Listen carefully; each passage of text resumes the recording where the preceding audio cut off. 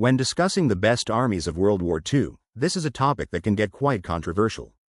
We've already looked at the best tank, and we've discussed the best German generals, and those were highly debated.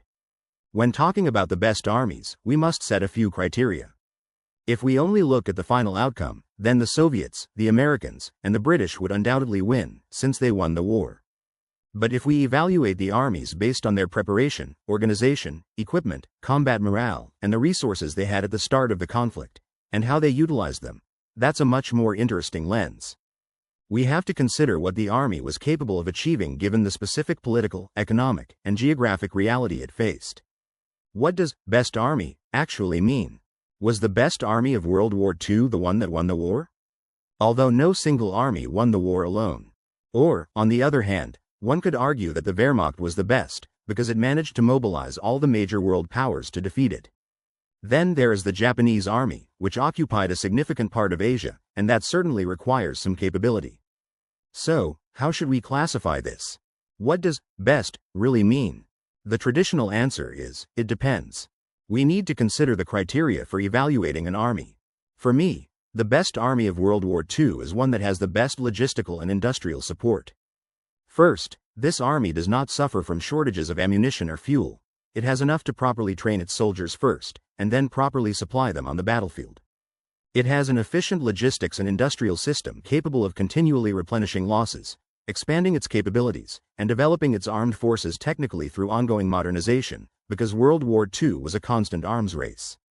If we look at 1945, the most effective land force is undeniably the American Army. Its power is expressed not so much in the number of divisions, but in their effectiveness on the battlefield. However, if we go back 6 years to 1939, the U.S. Army then was a very average, weak force, numerically smaller than even the Polish Army, and had very limited combat capabilities. In 1939, undoubtedly in terms of effectiveness and capability, the Germans had the best land army, the Wehrmacht. This was confirmed by the campaigns of 1939, 1940, and 1941. However, the Germans proved to be more of a sprinter than a marathon runner, and the war turned out to be a marathon, not a 200-meter sprint. Consequently, their potential began to quickly run out. The erosion of their armed forces stemmed from not having sufficient logistical support, which led to a decline in training, and later, crippled their ability to replenish and constantly modernize their forces. In 1939, Germany certainly had the best ground forces in the world.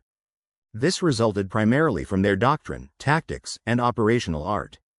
The strongest element for the Germans was command, the speed and efficiency of tactical and operational command. Their greatest advantage was flexibility in action, and that flexibility was later imitated by everyone. The American Army at the end of the war was the most powerful due to its enormous material superiority and its focus on crushing the enemy with that material and firepower advantage. No other army could afford to fire such a number of shells or maintain the supply line that the U.S. had. The Red Army, on the other hand, was an army known for the perseverance and resilience of its soldiers. A Red Army soldier was a tough opponent, even in conditions of poor supply. They tended to dig in incredibly quickly for a fierce defense.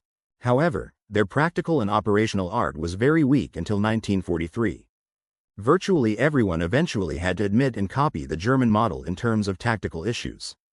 Once the Germans' flexible, modern methods of warfare proved effective, everyone copied them.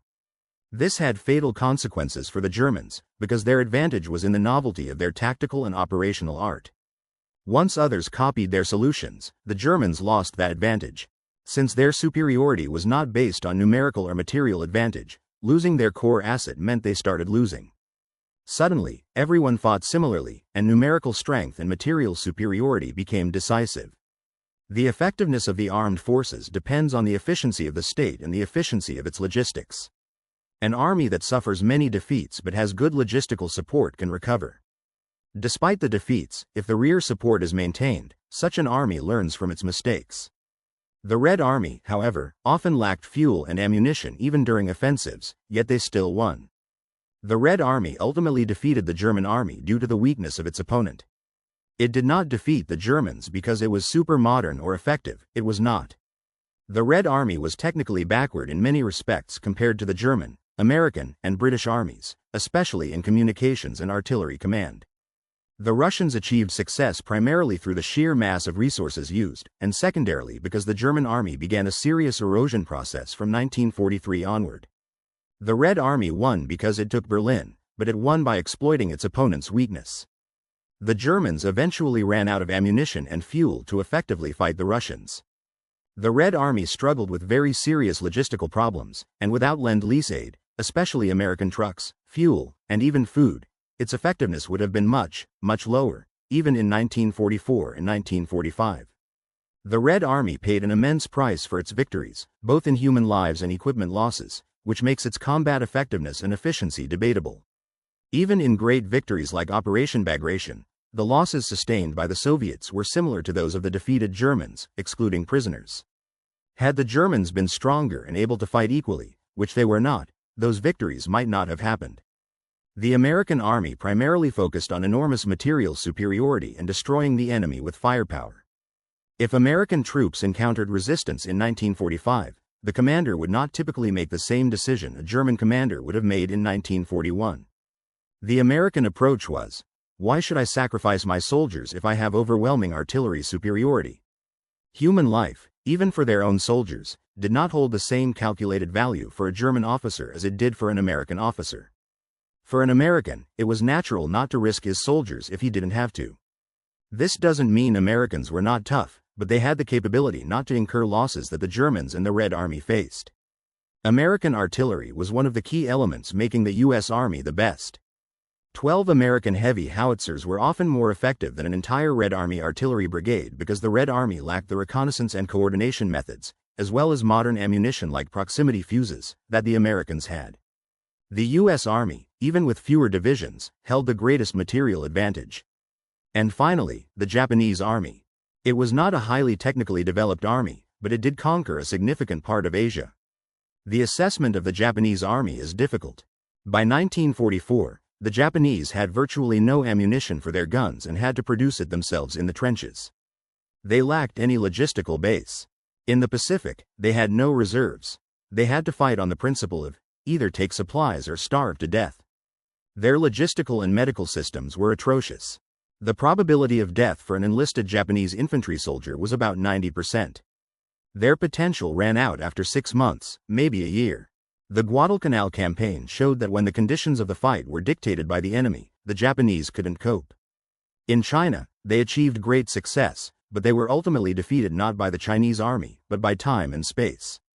In my opinion, there are two favorites. From 1939 to 1941, it's the German army, and from 1944 to 1945, it's the American army.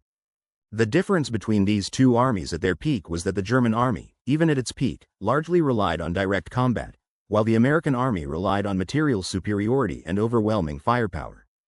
Returning to the Polish army of 1939, if we are talking about the overall best armies of World War II, the Polish army of 1939 would absolutely not be in the conversation. It was a good army for a country with limited resources, but it was simply not adapted to modern warfare, lacking adequate firepower and logistics.